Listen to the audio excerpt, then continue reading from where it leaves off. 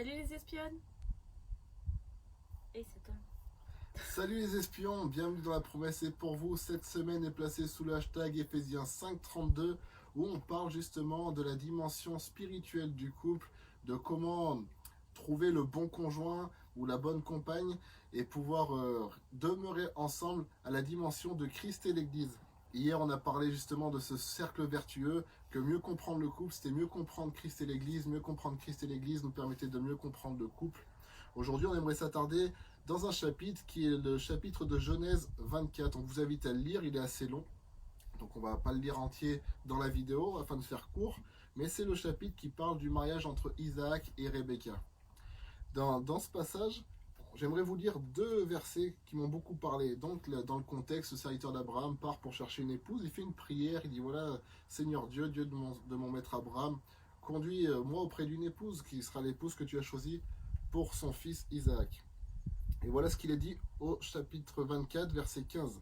Il n'avait pas encore fini de parler que sortit, sa cruche sur l'épaule, Rebecca, née de Bethuel, fils de Milca, femme de Nachor, frère d'Abraham. C'était une jeune fille très belle de figure, elle était vierge et aucun homme ne l'avait connue. Elle descendit à la source, remplit sa cruche et remonta. Le serviteur courut au-devant d'elle, etc. Et on connaît la suite. J'aimerais vous lire encore un autre passage à la fin sur Isaac à partir du verset 62. Cependant, Isaac était revenu du puits de Lachaï-Roaï et il habitait dans le pays du Midi. Un soir qu'Isaac était sorti pour méditer dans les champs, il leva les yeux et regarda, et voici des chameaux arriver. Et c'est comme ça qu'il rencontre Rebecca. Ces deux passages sont vraiment intéressants et j'aimerais vous donner déjà la première clé que je note dans ces passages pour pouvoir trouver la bonne personne, pour pouvoir avoir un mariage heureux, mais un mariage de Dieu. Et ben cette clé va vous paraître un peu étrange, ne cherchez pas. Voilà, la Bible déclare, Dieu dit par la bouche d'un des prophètes, je me suis laissé trouver par ceux qui ne me cherchaient pas. C'est le paradoxe de la foi, mais il est réel, il marche depuis des millénaires, donc autant s'y confier. Et voilà ce qu'il est dit, c'est que Rebecca, elle, descendait au puits, c'était le puits, pourquoi? Pour faire boire les troupeaux de son père. Isaac habitait le puits de Lachaï-Roaï, qui veut dire celui qui me voit, le Dieu qui me voit. Donc il demeurait visible par Dieu, mais le pays du Midi, on sait aussi que c'est là où habitait Abraham. Donc il était dans les champs de son père, il était dans les champs du père, il demeurait dans la présence de Dieu. Elle-même, elle descendait près du puits. Donc c'est-à-dire du puits de son père pour nourrir les troupeaux de son père. Ce qui est assez fou, ils habitaient tous les deux à des milliers de kilomètres. À des milliers de kilomètres l'un de l'autre. À cette époque, il n'y avait pas les avions, il n'y avait pas Facebook ou Instagram. Et pourtant, ils se sont rencontrés comment? Parce qu'un serviteur, dont le nom n'est pas dit, mais on comprend que c'est Eliezer de Damas, le plus grand des serviteurs d'Abraham. Eliezer qui veut dire aide, c'est l'aide de Dieu. Ça vous fait penser à ce qu'est le Saint-Esprit, qui est le consolateur, qui est notre soutien, qui est notre aide.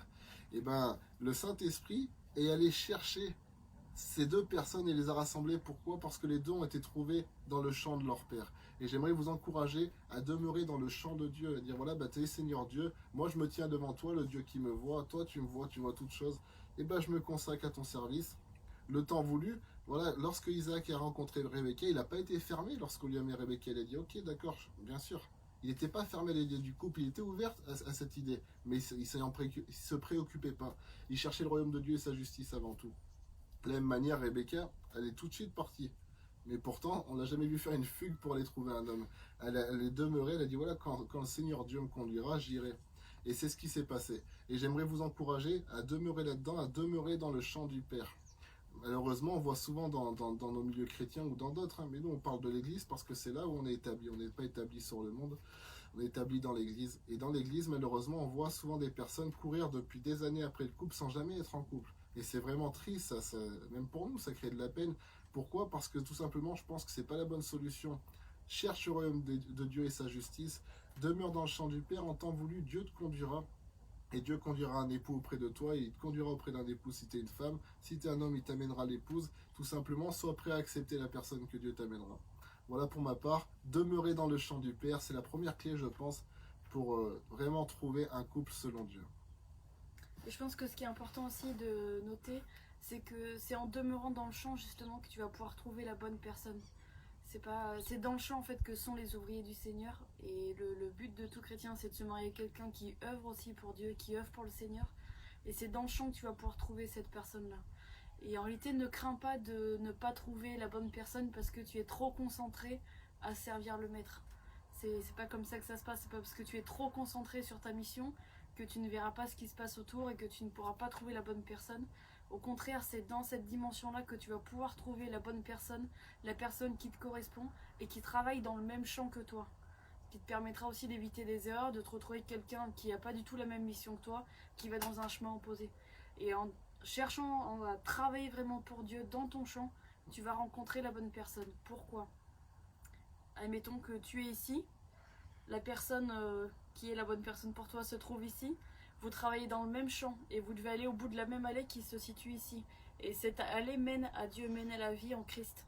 Et si tu continues de marcher comme ça dans la direction, cette personne-là aussi va marcher dans la direction de Dieu et vous allez finir par vous rencontrer. Sauf que vous allez vous rencontrer en Dieu, à l'endroit où vous allez rencontrer Dieu, dans le Bethel de votre couple. Et c'est là la bonne personne et c'est là aussi le bon moment pour la bonne rencontre aussi. Tu peux rencontrer la bonne personne, mais il faut la rencontrer aussi au bon moment, un moment qui est opportun pour les deux aussi. Et c'est dans cette direction-là que tu vas pouvoir le faire, en cherchant à marcher au plus près de Dieu. Et la bonne personne cherchera aussi à marcher au plus près de Dieu. Et vous allez vous rencontrer en Dieu, dans le champ de la mission, dans le champ que Dieu a ouvert pour vous et dans lequel vous travaillez.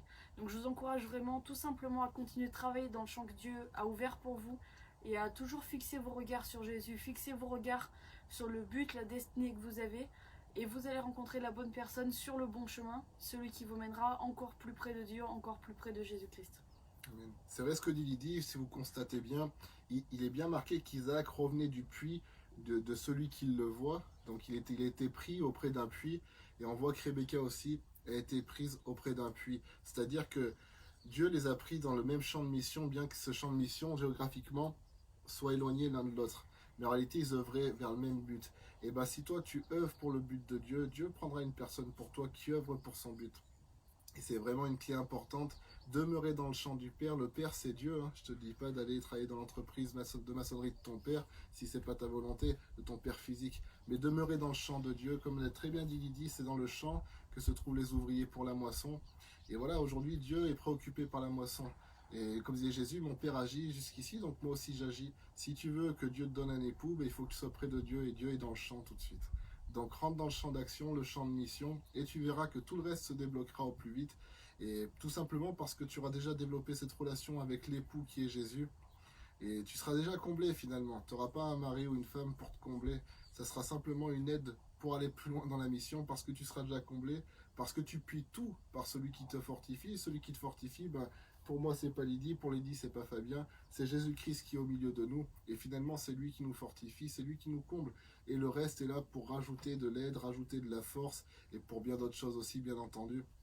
Mais la base, c'est la base qui est le plus importante. Et finalement, Dieu, au-delà d'être une base, Dieu est notre tout.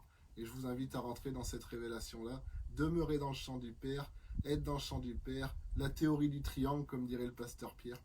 Voilà, chacun en Dieu, en avançant en Dieu, on arrive au point de rencontre, qui est tout simplement Jésus-Christ. Voilà, soyez bénis.